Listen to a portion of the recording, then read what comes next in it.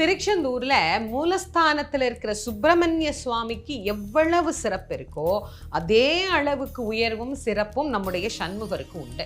இந்த சண்முகர் தான் மும்மூர்த்திகளின் வடிவமாக காட்சி கொடுக்கிறார். ஆவணி மாசி திருவிழா ரெண்டுலையுமே ரொம்ப விசேஷமானது 7ஆம் நாளும் 8ஆம் நாளும்.